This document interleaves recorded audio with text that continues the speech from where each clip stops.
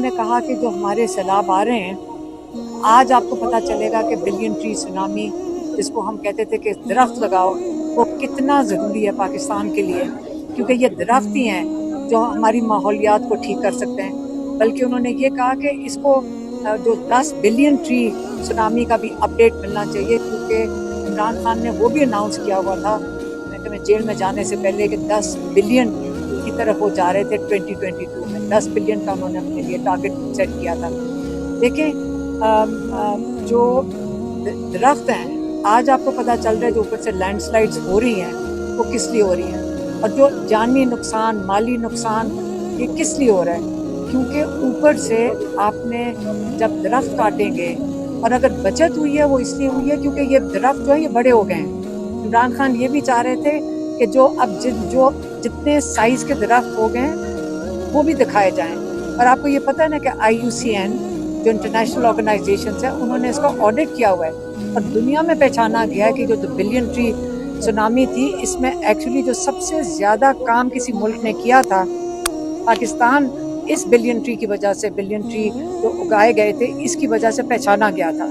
तो ये जो बिलियन ट्रीज जो दरख्त लगे थे, ये काफ़ी इन्होंने पाकिस्तान की, और ये जो ऊपर से जो फ्लड्स आए हैं, जो लैंडस्लाइड हुए हैं, काफ़ी बचत इन्होंने की है इस वक्त। और जो पंजाब के फ्लड्स हैं, उन्होंने उसका भी जिक्र किया। उन्होंने ये भी कहा कि सब लोग जो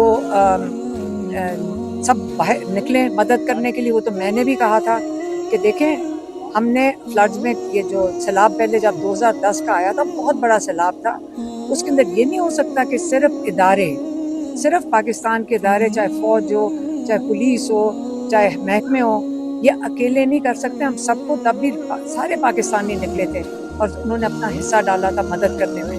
तो अब भी सारे पाकिस्तानियों को खाना चाहे गाड़ियों में भर के ले जाएं, जितने लोग मदद कर सकें सैलाब ज़दगान की मदद करें। अपने अपने शहरों में जो नहीं डूबे हुए वो निकल के मदद करें। एक ये हो गया।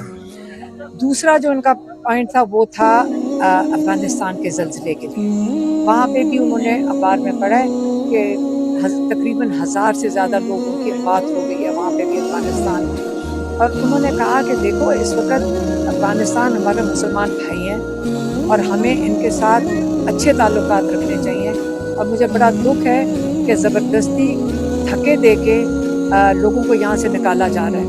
और अफगानी एक तरफ वहाँ पे ज़लज़ला आया हुआ है, दूसरी तरफ आप उनको यहाँ पाकिस्तान से ज़बरदस्ती निकाल रहे हैं। ये वक्त ये है कि हमें अफगानिस्तान में अपने लोगों की, अपने भाइयों की, बच्चों की, ख़वातीन की मदद करनी है। और तीसरा जो पॉइंट था उनका था, मैं पार्टी वाला था, क्या था, इलेक्शन। हाँ, एक उन्होंने बहुत अप्रिशिएट किया कि जिन लोगों ने अपनी सीटें के इमरान खान के हदायत पे उन्होंने छोड़ दी, और उन्होंने जो खड़े होने लगे थे उन्होंने खुद ही पीछे विड्रॉ कर लिए। और उन्होंने कहा कि ये बहुत ज़रूरी है कि आप उनका साथ दें जिनकी सीटें ली गई हैं, जिनकी क्या कहते हैं, एक तो उनको गलत सजाएं दी गई हैं और साथ ही उनको डिस्क्वालीफाई कर दिया गया है, और ये बिल्कुल गलत है। उनके लिए खड़े होना चाहिए। और कौमी और सेनेट में, हाँ, सबके लिए कहा है। और चौथी चीज़ थी कि जिन लोगों ने वो बड़े खुश हुए सुन के, उन्होंने अप्रिशिएट किया कि सारों ने कमेटी से विड्रॉ कर लिया, सारे जो मेंबर्स हैं।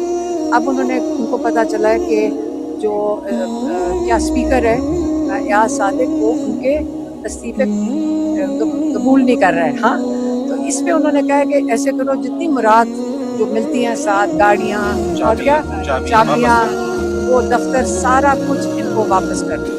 और उन्होंने ये भी अप्रिशिएट किया बैरिस्टर गौहर को कि उन्होंने स्पीच दी है जिसमें उन्होंने कहा कि हम बॉयकॉट करेंगे नेशनल असेंबली का सेशन, और जो इमरान खान ने कहा था कि इनकी असेंबली में ना बैठो और बाहर जाकर असेंबली लगाओ, उसको उन्होंने अप्रिशिएट किया। अच्छा, ये बताइएगा कि खान साहब ने कहा कि जो कमेटियां हैं उनसे इस्तीफे दे दें। जो प्रेशर क्रिएट करना था वो प्रेशर क्रिएट हो नहीं सका, इस्तीफे दिए गए, असेंबलियों से बाहर हो गए।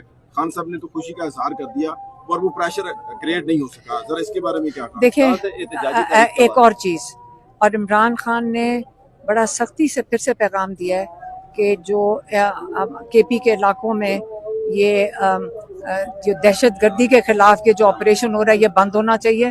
पहले ही वहाँ पे सैलाब आया हुआ है और आप ये ऑपरेशन इसको बंद करें।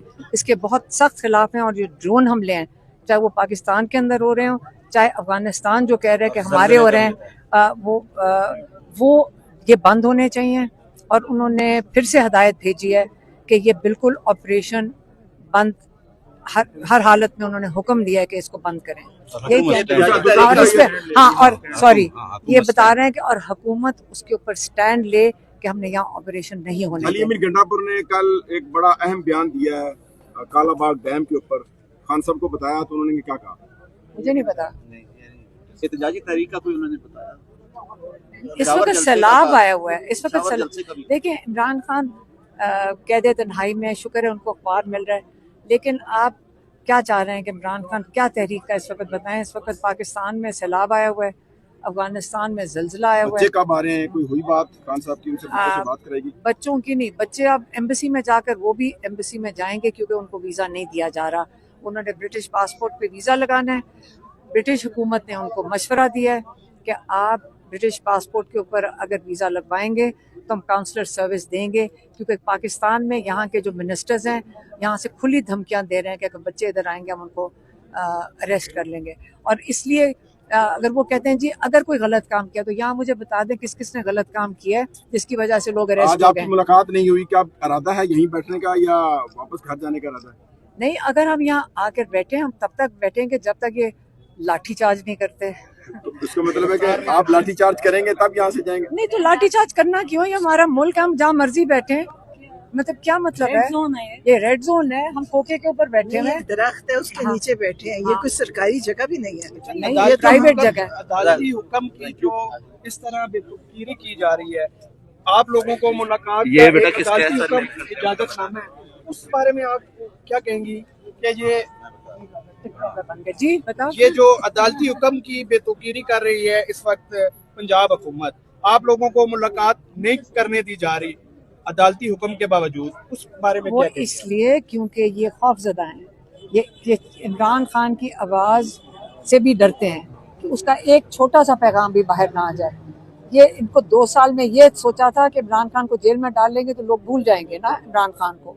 अब मसला ये हो रहा है कि इमरान खान के लिए पूरा मुल्क क्या पूरी दुनिया खड़ी हो गई है और अब इतने खौफजदा हो गए हैं क्योंकि ये तो इनके पास तो 17 सीटें भी अब नहीं बची हैं। अगर वो 17 सीटें मिली थी वो भी नहीं बची। अब ये नून लीग भी डरी हुई है, जो वो और जो एस्टेब्लिशमेंट है वो भी डरी हुई है। नहीं तो ये जुल्म कौन करता है कि लोगों पर लाठी चार्ज कर दो और थोड़े से लोग भी बैठे हों तो उनके पीछे आप उनके ऊपर जुल्म करो। तो इसलिए अगर उन्होंने इमरान खान ने पिछली दफ़ा क्या पैगाम दिया था, उन्होंने, क्योंकि आपको पता है नौरीन नियाजी के बेटे को 10 साल मिलिट्री जेल से कैद हुई हुई है। डॉक्टर उज़्मा और मेरे ऊपर कितने केसेस हैं, मेरे ऊपर अरेस्ट वारंट्स हैं, मेरे दोनों बेटों को भी उठा लिया, लेकिन इमरान खान ने कहा मेरी सारी फैमिली को अगर उठा लें मैं फिर भी इनके जुल्म के आगे नहीं झुकूंगा और अपने मौक़िफ़ पे कायम हूँ। मैडम, खान साहब की सेहत के हवाले से कल मतीउल्लाह जान ने बहुत देखिए मेरी बात सुने। तो आज गौहर साहब जब जेल से बाहर आए तो उनका कहना था कि इस तरह की कोई, देखिए मेरी बात सुने, मुझे ये बताएं कि ये जो सारे लोग हैं इनको कहाँ से इंफॉर्मेशन मिल रही है? एजेंसी दे रही होगी ना, क्योंकि और अंदर तो कोई भी नहीं है, या पुलिस दे रही होगी या एजेंसी, और ये सब झूठ है। हम भी गए हैं ट्यूसडे को, बिल्कुल ठीक थे। एक आंख में उन्होंने कहा था थोड़ा सा ब्लर होता है तो उसका चेकअप हुआ है, उसके लिए उनका एक जो रीडिंग ग्लासेस है उसका एक, और पढ़ते वक्त उसका एक नंबर तब्दील हुआ है ये, और उन्होंने आई ड्रॉप्स दिए हैं क्योंकि स्ट्रेन पड़ रहा था, क्योंकि वो किताबें पढ़ते हैं, उसका स्ट्रेन था, उसकी वजह से नंबर उसका तब्दील किया डॉक्टर ने, वो जो आई स्पेशलिस्ट, और एक आई ड्रॉप्स दिए बस। और माशाल्लाह बिल्कुल सेहत ठीक थी। और हमने बैरिस्टर गौहर को और ज़हीर अब्बास को कहा आप जब मीडिया के सामने जाएं आप गवाह के तौर पे बताएं कि इमरान खान की सेहत कैसी थी। माशाल्लाह बिल्कुल ठीक है, उनकी सेहत बहुत अच्छी है। और इमरान खान को आप 2 साल के बाद ये कहना चाहते हैं कि कुछ ना कुछ उसको, अल्लाह ना करे कि कुछ हो गया है, लेकिन अल्लाह का शुक्र है, अल्लाह में वो यकीन रखने वाले ईमान वाले इंसान हैं। इनको सॉलिटरी कन्फाइनमेंट में डाल दिया इमरान खान को, लेकिन एक मजबूत ईमान वाला इंसान शख्सियत हो तो वो ये भी टाइम गुजार लेते हैं, और वो अपनी सेहत उनकी बिल्कुल ठीक है, मजबूत है, और इंशाल्लाह हम उनको ये जो 14-14 साल कैद और 10-10 साल कैद है ये हवा में उड़ जाएंगी। अभी इंशाल्लाह हम सारे जो खड़े हैं, ये आपको यहाँ से थोड़े से, आपका ख्याल है थोड़े से 1000 बंदा खड़ा होगा।